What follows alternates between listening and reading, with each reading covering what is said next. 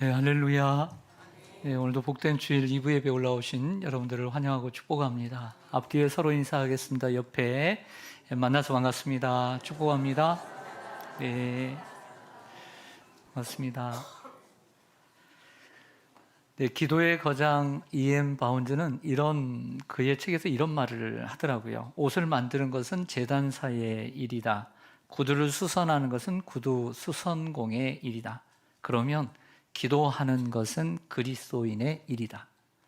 기도는 그리스도인 중에서 소수가 하는 행위가 아니고 모름지기 모든 그리스도인은 기도해야 한다. 기도 없이는 진정한 성도가 될 수 없다. 그랬습니다.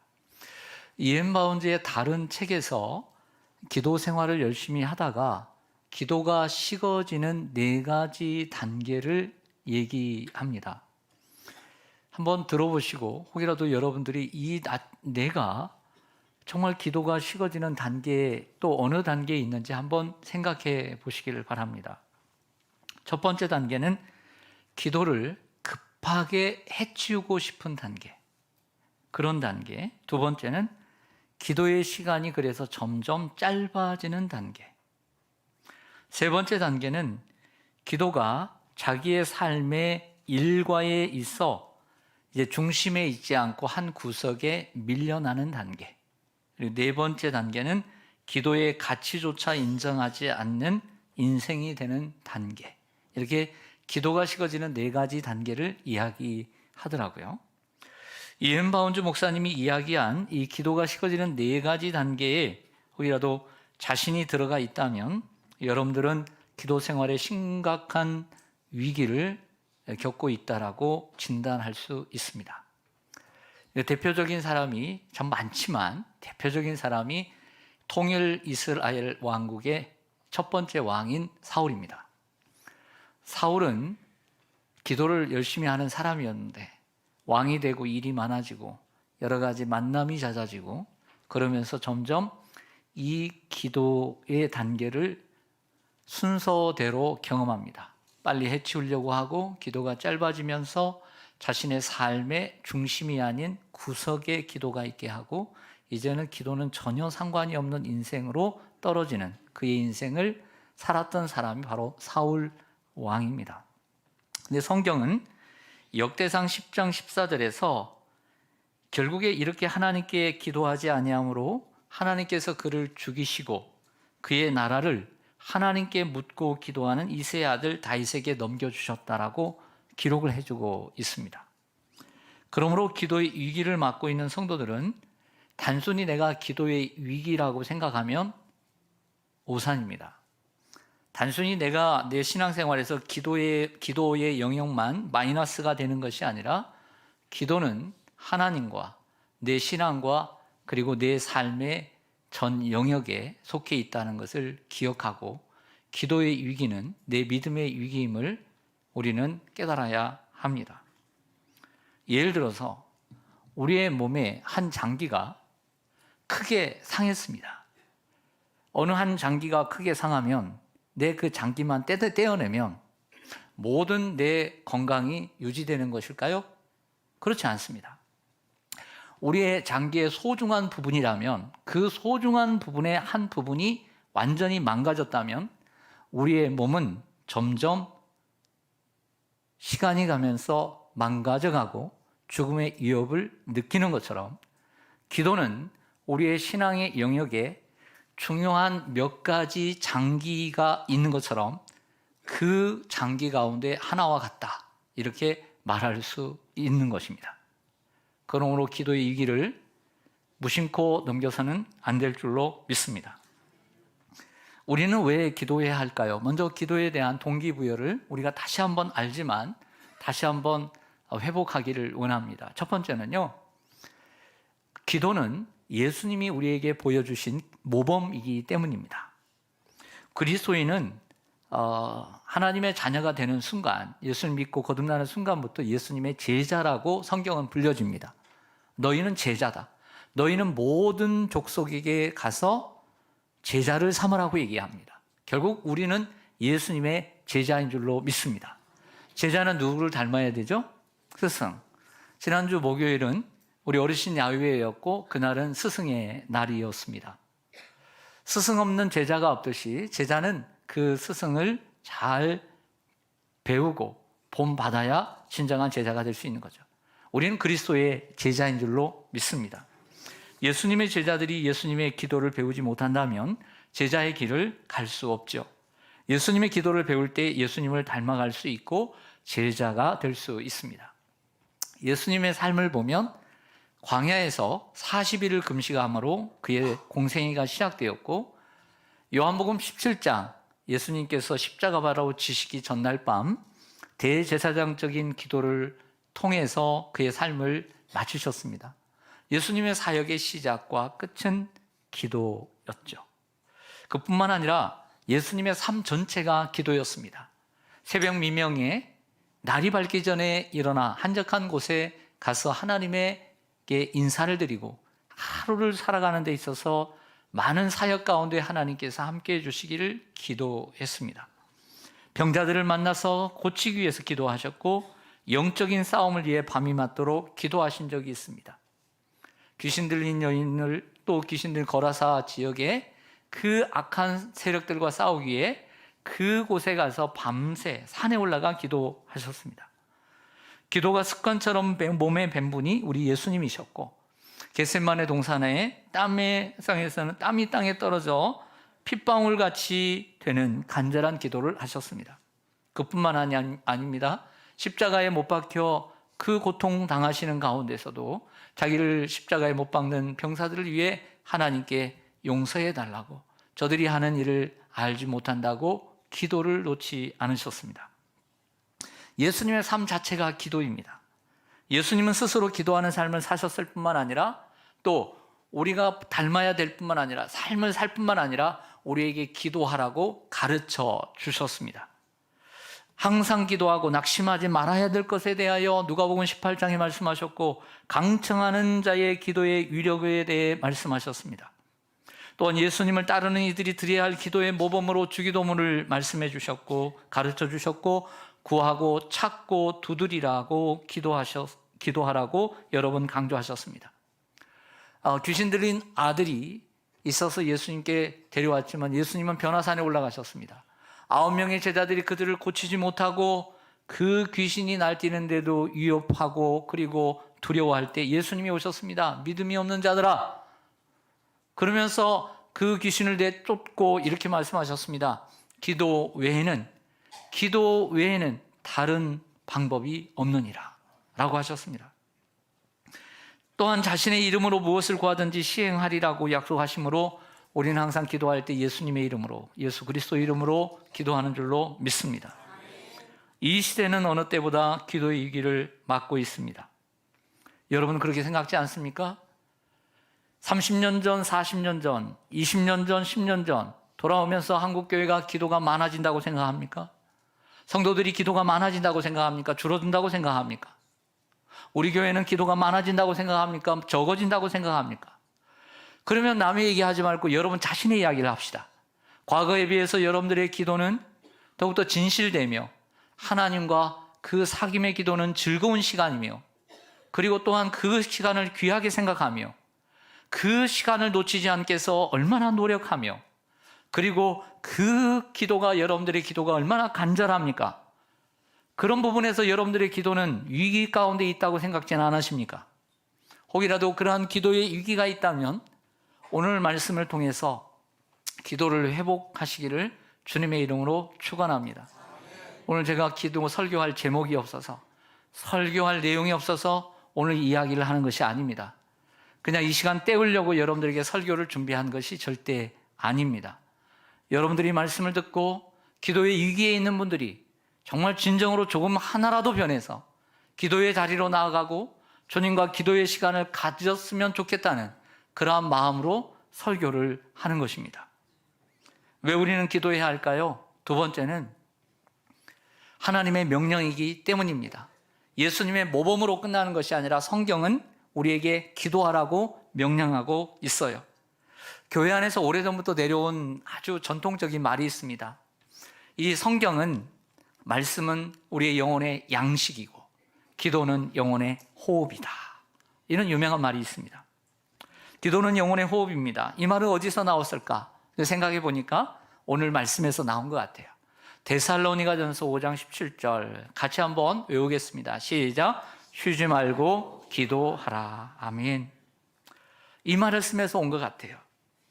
여러분, 어제의 믿음으로 오늘을 살 수 없고 오늘의 믿음으로 내일을 살 수 없는 거예요.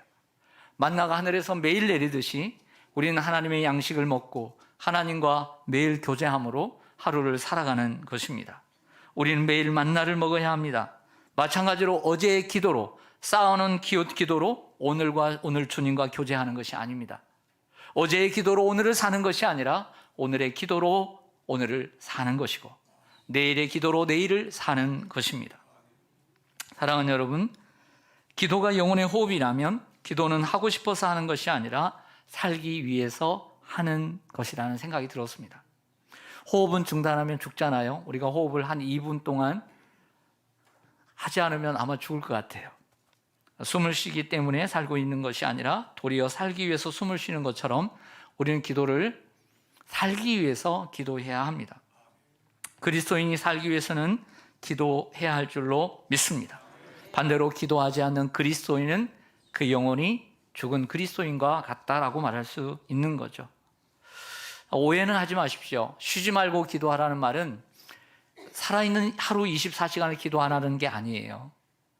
잠자는 시간 6시간, 8시간 빼놓고 16시간, 18시간 기도하라는 것이 아닙니다. 쉬지 말고 기도하라는 말은, 항상 기뻐하라는 말은 하루 종일 웃어라고 하는 말이 아니고, 범사에 감사라는 것은 감사합니다, 감사합니다, 감사합니다, 감사합니다 이렇게 계속해서 살아가는 것이 아니라 생활화를 얘기하는 거예요. 기쁨의 생활화, 기도의 생활화, 그리고 감사의 생활화를 실천하라는 말씀인 줄로 믿습니다. 우리가 운동하는 이유가 뭘까요? 운동이 즐겁기 때문에 운동하는 게 아니에요. 건강을 지키기 위해서 새벽에, 그리고 낮에 점심시간에, 그리고 일과가 끝나고 피곤해도 그래도 나가면 참 좋더라. 그래서 나가서 1시간 운동하고 오는 것입니다.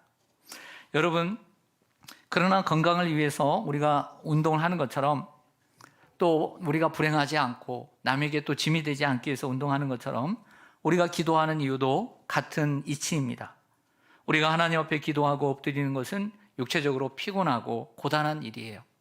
힘든 일이에요. 하지만 우리의 영혼이 건강해져요. 할렐루야. 점점 숨쉬기 운동만 하면 내 몸은 근육이 떨어지고, 그리고 내 몸은 건강해지지 않는 걸 알면서도 여전히 그냥 숨쉬기 운동만 하고 살 때도 있어요. 그러나 몸은 역시 나빠질 거예요. 마찬가지로 영혼의 호흡인 기도를 하지 않으면 편하기는 하지만, 내가 운동하지 않으면 편한 것처럼, 그러나 몸이 나빠지는 것처럼 우리의 기도, 영혼의 호흡인 기도는 안 하면 참 편해요. 너무 편해요. 하지만 영혼은 병들어 가고 있다는 사실을, 영혼의 근육이 빠지고 영혼의 뼈에 골다공증이 생기고 영혼에 문제가 생긴다는 것을 기억해야 합니다. 그러므로 우리는 피곤해도 고단해도 기도해야 합니다. 성경이 말합니다. 쉬지 말고 기도하라. 하나님의 명령인 줄로 믿습니다. 세 번째로 우리는 왜 기도해야 할까요? 셋째로 믿음을 지키는 길이기 때문입니다. 즉 우리 자신을 지키는 길이기 때문에 기도하는 것입니다. 기도의 거장 이엔 바운즈 목사님이 쓴 책 기도의 심장이라고 하는 다른 책에 보면 이런 말이 있습니다. 신령한 사람이라면 방심하지 말고 깨어서 자신을 지켜야 한다. 신령한 교회, 신령한 성도는 깨어 기도하는 성도입니다. 그는 깨어 있어야 기도를 제대로 할 수 있다는 것을 안다. 조금이라도 방심하거나 경계를 푸는 것은 기도자에게 사형 선고나 마찬가지다라고 이야기합니다. 신령한 사람은 늘 깨어 있어 자신을 지켜야 한다. 결국 기도를 뭐라고 얘기하냐면 자신을 지키는 것, 이렇게 이엔 바운즈 목사님은 정의합니다.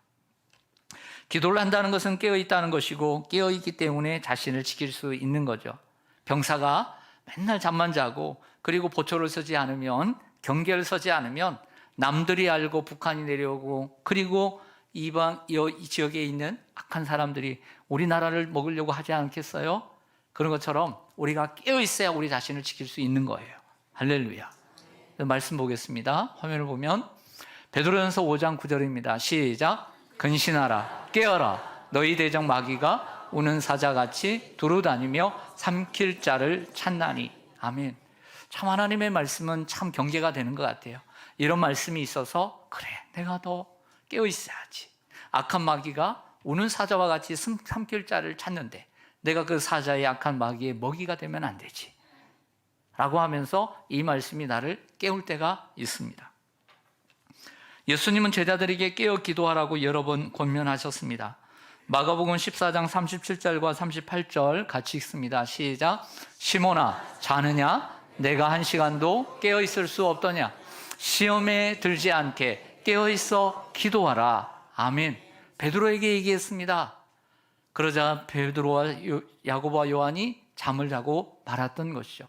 즉 깨어 있는 건 뭐냐? 깨어 있어 근신하라라고 베드로가 말했던 것은 결국 깨어 있는 게 뭐냐? 기도하는 것이다. 결국 기도하는 것이 깨어 있다는 이러한 공식이 성립되는 것입니다. 그러므로 우리가 깨어 있는 것은 무엇입니까? 기도하는 것입니다. 시험에 들지 않도록, 악에 빠지지 않도록 기도해야 합니다. 사도 바울도 깨어 기도하라고 여러 번 말하는데 많이 다 얘기할 수는 없어요. 그래서 그 다음 구절 골로새서 4장 2절 같이 읽습니다. 시작. 기도를 계속하고 기도에 감사함으로 깨어 있으라. 아멘. 기도를 어떻게 하라고요? 계속하라. 그리고 기도에 감사함으로 깨어 있으라. 하기 싫은데 이렇게 하지 말고 감사함으로, 감사함으로, 기도할 수 있다는 게 감사하지, 감사해야지. 하나님 앞에 감사함으로 깨어 있기를 바랍니다. 에베소서 6장 18절 같이 읽습니다. 시작. 모든 기도와 간구를 하되 항상 성령 안에서 기도하고 이를 위하여 깨어 구하기를 항상 힘쓰며 여러 성도를 위하여 구하라. 아멘. 제가 세 번째 줄만 노란 줄로 했지만 사실은 그렇지 않아요.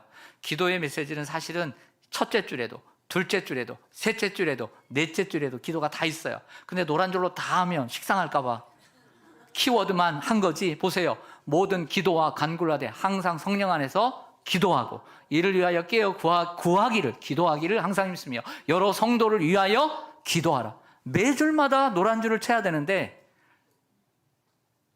그냥 한 줄만 친 거예요. 얼마나 기도를 강조했으면. 사도 바울은 좀 전에 기도를 계속하고 그리고 감사함으로 기도에 깨어있으라는 말씀을 골로새 교회 그리고 에베소 교회에 보내고 있는데 이때는 로마의 감옥에 있을 때예요. 로마의 감옥에 있을 때 할 말도 참 많은데 그 끝 마무리마다 그가 놓치지 않는 것 뭔지 아세요? 빌립보서도 거기서 같이 썼거든요. 빌립보서 4장에서도 아무것도 염려하지 말고 기도와 간구로, 에베소서 6장 마지막 절에도 깨어 구하기를 항상 힘쓰라. 골로새서 4장에서도 기도를 계속하라. 기도를 빼먹지를 않았어요. 끝장마다. 이해되시죠? 할 말도 많겠지만 기도를 그만큼 강조하고 있는 사도 바울을 기억하고 그 교회와 성도들의 신앙을 위해서 늘 권면하고 싶은데 갈 수 없으니까 편지를 써서 권면을 하는데 기도를 놓지 않았습니다. 기도가 얼마나 중요한가를 바울은 알았기 때문입니다. 쉬지 말고 기도하라. 오늘 본문의 말씀이자 그리고 설교의 제목입니다. 따라하겠습니다. 쉬지 말고 기도하라. 쉬지 말고 기도한 사람 가운데 한 사람을 소개해 드립니다. 그는 다니엘입니다. 다니엘은 하루에 3번씩 기도했죠. 어린 10대의 나이에 바벨론의 포로로 잡혀가 유혹 가운데 있지만 하나님 말씀대로 살고자 친구들과 함께 뜻을 정한 인생을 시작하자 하나님께서 그에게 큰 지혜와 명철을 허락하여 주시고 은혜를 주셔서 바벨론이라고 하는 나라의 최고의 총리가 세워주십니다. 그 나라가 계속되다가 메데와 바세라고 하는 연합군에 의해서 멸망을 당하고 페르시아 제국이 통일을 하면서 페르시아 제국이 섰음에도 불구하고 바벨론 사람도 아닌 페르시아 사람도 아닌 저 유대 땅에서 잡혀온 포로인 전적이 있는 이 중요한 다니엘을 그 120도의 3명의 총리 가운데 그 우두머리로 페르시아의 총리가 되었습니다. 그러니 그 본토 사람들은 얼마나 미웠을까요? 얼마나 싫었을까요? 얼마나 끌어내리고 싶었을까요? 그래서 다니엘이 어떤 문제가 있는지, 일을 잘못했는지, 아니면 어떤 청탁을 받았는지, 어떤 뒷주머니를 찾는지 아무리 샅샅이 뒤져도 찾을 수가 없는 거예요. 그러다가 다니엘이 일에는 허물이 없고 그가 독실한 하나님에 대한 신앙을 가지고 있다는 것을 알게 되고, 그가 하루에 3번씩 기도하는 것을 알고 걸고 넘어지기 시작합니다. 다니엘이 기도에 있어서 항상 규칙적으로 행하는 기도 루틴이 있음을 발견한 신하들은 한 달 동안 왕 외에나 그리고 다른 신에게 기도하는 사람은 사자굴 속에 집어넣어야 됩니다. 이것은 왕을 배반하는 일이다 꼬드기면서 왕의 도장을 받아내지요. 이 사실을 알면서도 다니엘은 자기 집에 돌아가서는 윗방에 올라가 예루살렘을 향하여 창문을 열고 전에 하던 대로 무릎을 꿇고 하루에 3번씩 기도하면서도 하나님께 감사한 줄로 믿습니다. 결국 다니엘은 만약에 우리 다니엘이 우리 아버지거나 우리 형제이거나 우리 아들이면 여러분들 같으면 뭐라고 얘기하겠어요? 지금 상황을 압니다. 광고가 다 났어요. 기도하면 사자굴 속에 들어가게 돼 있어요. 그런데 가족이 여러분들 기도하고 있습니다. 전에 하던 대로. 그리고 그런 뉴스가 왔으면 엄마 이젠 기도하면 안 돼. 기도하면 안 돼. 이렇게 알려줄 거 아니에요. 우리는 얼마나 소식에 빠릅니까? 전화라도 할 거 아니에요. 이런 게 났으니까 이제 기도하면 안 돼. 눈 감고 기도하든지 아니면 그냥 눈 뜨고 기도하면 기도만 한 달 쉬어 했을 텐데, 이 다니엘이라고 하는 아버지가 남편이 전대로 그것도 창문도 활짝 열고 기도하고 있단 말이에요. 이것을 가리켜서 미쳤어? 이렇게 하는 거야. 따라서 미쳤어? 우리가 이런 말 잘해요, 못해요? 얼마나 잘해요? 내가 생각지도 않은 일을 해요. 미쳤어? 죽으려고 미쳤어? 환장했어? 이렇게 얘기하는 거죠. 우리가 가족이라면 이렇게 얘기할 것 같아요. 아버지 미쳤어? 여보 미쳤어? 정신 차려. 이런 사람이 누구예요? 다니엘이에요. 다니엘은 맞아요. 미쳤어요. 기도에 미쳤고 하나님께 미쳤습니다. 결국 다니엘은 그들이 원하는 대로 사자굴에 들어가게 되죠. 다니엘은 비록 사자의 밥이 되었지언정 기도를 포기하지 않겠다는 어떤 결의와 다짐, 그러니까 그의 인생에 있어서 10대의 나이에도 뜻을 정한 인생, 결의, 결단이 있었다면 그의 나이가 지금 8, 90이거든요. 8, 90의 나이에도 그에게는 하나님에 대한 결의와 결단이 무너지지 않았다는 것입니다. 이러한 결의와 결단이 기도 생활을 지킬 수 있었고 건강한 신앙을 유지해가는 원동력이 될 수 있었던 줄로 믿습니다. 다시 정리하겠습니다. 우리가 기도를 해야 되는 이유, 예수님의 모범 때문입니다. 기도의 모범. 두 번째는 성경의 명령이기 때문입니다. 예수님이 가르치시고 우리에게 또 쉬지 말고 기도하라고 명령하고 계시죠. 그리고 기도는 우리의 믿음을 지켜가는 길이기 때문인 줄로 믿습니다. 그렇다면 우리는 그 어느 때보다도 선진국의 반열에 든 우리 한국 이 상황 가운데, 그리고 누구의 옛날처럼 부모님이 반대하는 것도 아니고 우리의 삶의 주변에는 교회보다도 더 재미있는, 옛날에는 교회 가서 탁구 치고 교회 가서 연애하고 교회 가서 뭐하고 갈 데가 없었어요. 그래서 교회로 왔어요. 지금은 교회는 재미없어요. 다른 데 재미가 얼마나 많은데. 그래 안 그래요? 너무나 갈 데가 너무 많아. 너무 재밌는 데가 너무 많아. 그러니까 위기예요, 위기. 그것뿐만 아니라 우리는 기도의 위기를 맞고 있습니다. 그 몇 가지를 제가 한번 생각해 보았습니다. 그 생각하고 여러분들에게 전달하는 이유는, 그렇구나. 내가 목사님이 말하고 있는 내가 기도의 위기를 맞고 있는 이유가 맞구나. 그걸 생각하고 돌이키라고 이 이야기를 합니다. 몇 가지를 살펴보겠습니다. 첫 번째, 이유는 편안하기 때문입니다. 편안하기 때문에 기도하지 않습니다. 사람이 편안하면 기도를 멀리합니다. 여러분들 과거에 우리가 왜 기도를 열심히 한 줄 아세요? 힘들기 때문에, 고단하기 때문에, 아프기 때문에, 삶이 살기가 힘들기 때문에 우리가 기도한 거예요.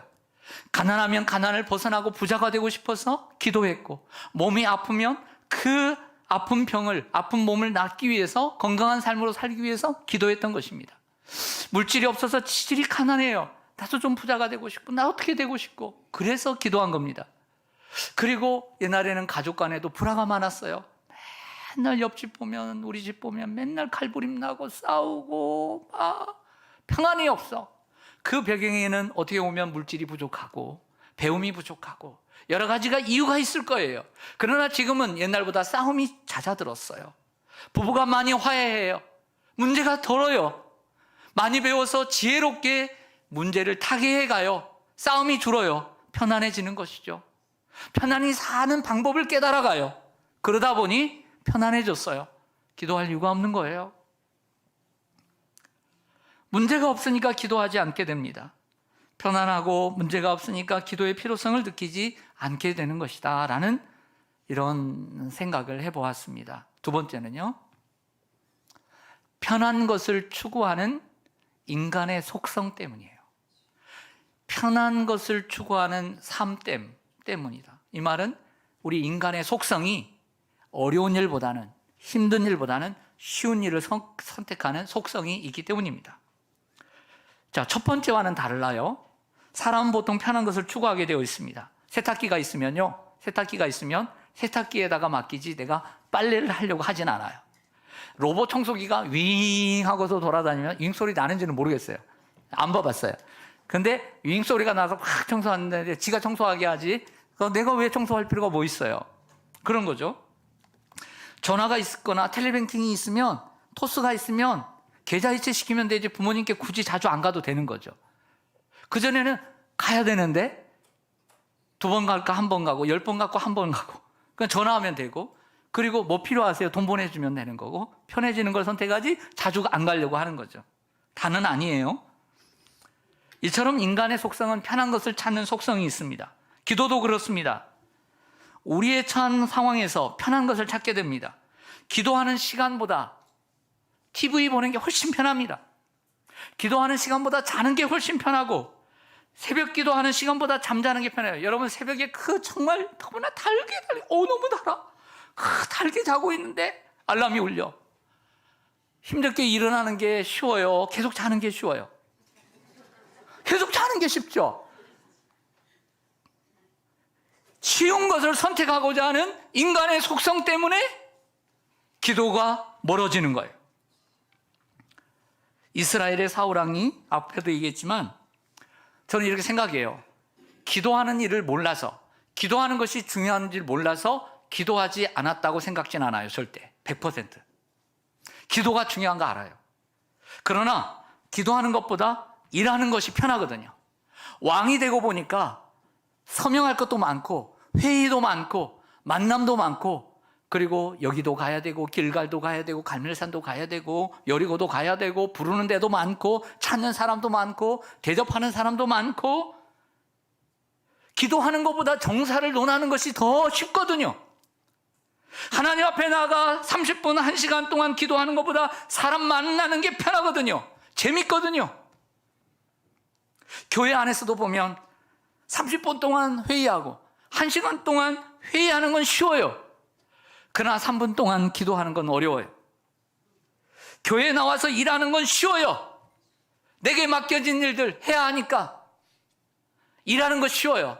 미안합니다. 성가대 하는 거 쉬운 일은 아니에요. 8시까지 와서. 그러나 기도하는 것보다 쉽진 않아요. 그러기 때문에 여러분들이 감당하는 거예요. 찬양하는 것 쉽진 않아요. 그러나 그것보다 어려운 게 기도예요. 그래서 기도는 안 해도 찬양은 하는 거예요. 우리는 주의 일을 해요. 안내도 서고 열심히 봉사도 해요. 일이 쉽죠. 기도가 어려운 거예요. 그래서 내가 일은 해도 기도는 안 하는 거예요. 점점 그러다 보면 사울처럼 되는 거예요. 여러분, 설교 준비하는 게 쉬울까요? 책 읽는 게 쉬울까요? 하나님 앞에 와서 미래관 3층에 가서 1시간 기도하는 게 쉬울까요? 저는 잘 모르시죠, 여러분? 설교 준비하는 게 편해요. 사무실에 앉아있고 일하는 게 편해요. 전화하는 게 편해요. 그러면 계속 편한 것을 제가 선택하다 보면 기도 없이 살아갈 수 있고, 기도 없이 설교하게 되고, 기도 없이 목회를 하게 되죠. 처음에는 괜찮아요. 그러다가는 설교가 피폐해지죠.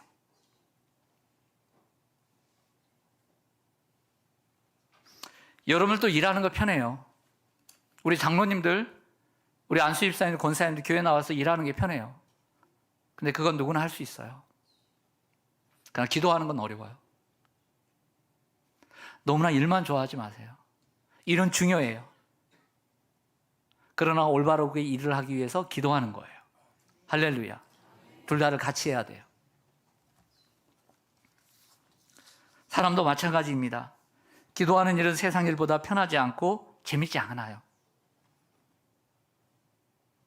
그러나 편하고 재미있는 일을 찾는 사람은 시간이 가면 갈수록 영적으로 피폐해지게 됩니다. 이 세 사람들이 편한 것을 추구하기 때문에 사울왕처럼 기도의 위기를 맞이하는 거예요. 세 번째 이유는요, 기도가 식어지고 멀리하게 되는 이유는 바쁘기 때문이에요. 현대인들은 보면 바쁘게 살아갑니다. 학생들은 아침에 일찍 일어나서 밥을 먹느니 막느니 밤에 옵니다. 그리고 어른들은 일어나 직장에 가서 일하느라 바쁩니다. 먹고 사는 일 때문에 바쁩니다. 그런데 이런 생각을 해봅니다. 다니엘은 바쁘지 않았을까? 다니엘은요, 더 바빴을 것 같아요. 그런데도 하나님과의 만남의 시간을 가장 삶의 우선순위에, 중심에 두었던 거죠. 그러지 않으면 우리는 타협하게 되고요. 그리고 하나님과의 만남의 시간은 우리 주변으로 밀려나게 될 수밖에 없어요. 이건 자연스러운 거예요. 그래서 결의와 결단이 없이는 기도 생활 못해요. 그리고 또 하나, 다니엘이 바쁘지 않아서 기도한 것 같지는 않아요. 바빠도 기도합니다. 그래서 어떤 분이 이렇게 책을 하나 썼어요. 바빠서 기도합니다. 이게 우리의 길인 줄로 믿습니다. 바빠서 기도하지 않는 것은 기도의 소중함을 깨닫지 않고 있다는 것이죠. 기도의 우선순위도 없고 기도의 소중함도 잃어버리는 사람들이 되는 것입니다. 네 번째는요, 하나님의 사랑과 은혜를 잃어버렸기 때문입니다. 여러분, 과거에 우리가 기도를 많이 했습니다. 응답도 많이 받았습니다. 그때 하나님께 이렇게 고백합니다. 하나님, 내가 서운했고, 하나님, 내가 정말 주님 앞에 열심히 섬기고 또 새벽 기도의 은혜를 입었는데 내가 기도하며 살겠습니다 라고 이렇게 얘기를 합니다. 그런데 어려울 때는 기도하고 응답받아서 하나님이 도와주셨습니다. 이게 하나님의 은혜와 사랑입니다. 그래서 우리는 시편 116편 1절과 2절의 기자처럼 우리도 이런 고백을 했습니다.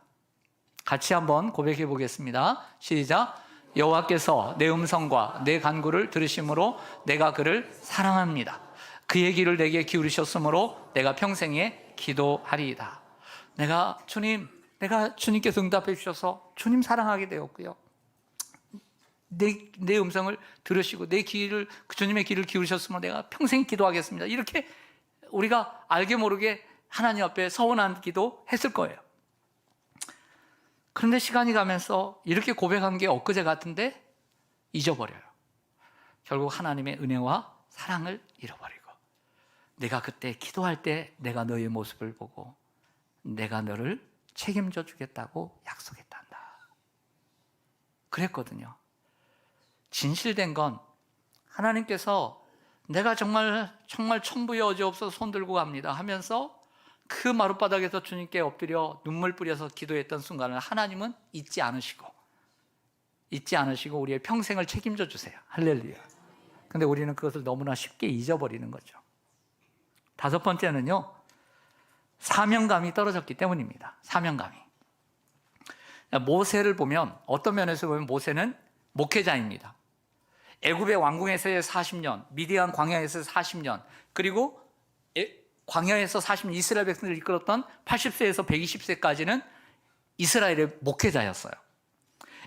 그래서 애굽의 왕자 때나 미디안 광야에서 양을 칠 때, 장인의 양을 칠 때보다 저는 80세에서 120세까지 더 많은 기도를 했다고 생각해요. 여러분도 그렇게 생각하시죠? 더 많이 기도하죠. 왜? 책임질 게 있으니까. 홍해도 있고 많은 적들이 있으니까 기도할 수밖에 없거든요. 그럼 뭐 때문이냐? 사명감 때문이에요. 책임감 때문이에요. 여러분, 사명감과 책임감은 우리에게 기도를 가져오는 줄로 믿습니다. 근데 여러분, 사명이 있으니까 기도를 더 많이 한 건 사실이에요. 근데 저에겐 두려움이 있습니다. 저도 목회를 하다 보니까, 현직에 있다 보니까 어쩔 수 없이 기도해요. 기도 안 하면 못 사니까. 교회를 위해, 성도들을 위해 기도할 게 많으니까. 근데 제가 목회를 그만두고 은퇴를 하면 지금처럼 기도를 많이 하지 않을까 봐 사실 지금부터 두려워요. 그래서 기도를 책임감만으로만 하지 말아야 되겠다는 다짐을 여러 번 합니다. 근데 사무엘은 기도를 쉬는 죄를 범치 않겠다고 했습니다. 안나는 성전에서 기도하는 것을 쉬지 않았습니다. 사명감과 책임감은 기도를 하는데 많은 도움이 되고 촉매제가 되는 건 사실이에요. 그러나 기도의 자리로 우리를 이끄는 건 사실이에요. 하지만 그 사명감과 책임감만으로 내가 기도하는 것은 또 다른 기도의 위기를 가져올 수 있다는 위기를 가져야 돼요. 그러면서 기도해야 돼요. 할렐루야. 시편 32편 6절입니다. 이로 말미암아 모든 경건한 자는, 이로 말미암아 책임감이 있는 사람은, 이로 말미암아 담임 목사는, 이로 말미암아 어떤 성가대원은, 이로 말미암아 교사들은, 어떤 선교사는 주를 만날 기회를 얻어 주께 기도할지라 진실로 홍수가 범람할지라도 그에게 미치지 못하리이다라고 말씀하지 않아요. 이로 말미암아 모든 경건한 자는, 경건하다는 것은 주님을 닮아가는 자들은, 주님을 경외하는 자들은, 이렇게 말하고 있는 줄로 믿습니다. 기도는 사명과 책임이 있는 사람만이 하는 것이 아니라 모든 경건한 자들이 해야 할 일인 줄로 믿습니다. 말씀을 정리하겠습니다. 우리가 사랑하는 예수님은 지금도 저 하나님 보좌 우편에서 우리를 위해 기도하고 계십니다. 로마서 8장 32절 같이 한번 읽겠습니다. 시작. 누가 정죄하리요? 죽으실 뿐 아니라 다시 살아나신 이는 그리스도 예수시니 그는 하나님 우편에 계신 자요 우리를 위하여 간구하시는 자신이라. 아멘. 하나님의 아들이신 예수님이 지금도 우리를 위해 간구하고 계십니다. 그런데 우리가 기도하지 않는다 하면 주님이 얼마나 마음 아파하실까요? 사랑하는 성도 여러분, 과거 말고 어제 말고 오늘 여러분들에게 기도는 무엇입니까? 예수님은 하나님의 아들이시면서 이 땅에 오셔서 사람들을 위해 기도하셨습니다. 그리고 지금도 하나님 보좌 우편에서 우리를 위해 기도하심으로 우리를 지키고 계십니다. 근데 우리는 예수님처럼 기도하지 않고 예수님처럼 기도의 삶을 살지 않는다면 누구도 지킬 수 없습니다. 내 자신도, 내 자녀도, 내 가족도, 내 교회도, 그리고 이 사회와 민족도 지킬 수 없습니다. 기도가 지키는 것입니다. 사람은 누구나 자신이 건강해, 내 어떤 부분이 어떤 어떤 건강이 좋지 않은지 다 알고 있습니다. 그러면 또 건강을 잘 지키지 않다가 아파서 병원에 가서야 그때 깨닫고 정신을 차리고 건강을 지키려고 노력하죠. 교회에서 거리가 멀거나 개인적으로 기도하시는 분들이 있습니다. 정말 교회 나오기 힘듭니다. 그러나 멀리서 오신 분들도 있죠. 하지만 다니엘처럼 기도의 루틴을 가지고 여러분들의 가정과 또 일터에서 꾸준히 쉬지 않고 기도하시는 다니엘 되시기를 바랍니다. 하지만 개인적으로 꾸준히 기도하기는 쉽지 않습니다. 장작더미에 있던 붉게 물던 불타오르는 그 장작이 거기서 하나 빼어놓으면 계속해서 혼자 타오르기 어려운 것처럼, 계속해서 잠시는 타오를 수 있지만 계속 타오르기는 힘든 것입니다. 그래서 교회에 나와 기도에 참여해 함께 기도함으로 영적 건강, 영적 불꽃을 유지해 가야 합니다. 집에서 혼자 기도하신 분도 교회에 나오셔야 하는 이유가 여기에 있습니다. 교회는 기도하는 집이요 신앙 공동체이기 때문입니다. 그래서 함께 모여 합심해서 열심히 또 기도하고 거기에 불을 붙여 날마다 다니엘처럼 규칙적인 기도 생활을 통해서 여러분들의 영적인 건강을 유지해 가시기를 주님의 이름으로 간절히 축원합니다. 아멘. 기도하겠습니다.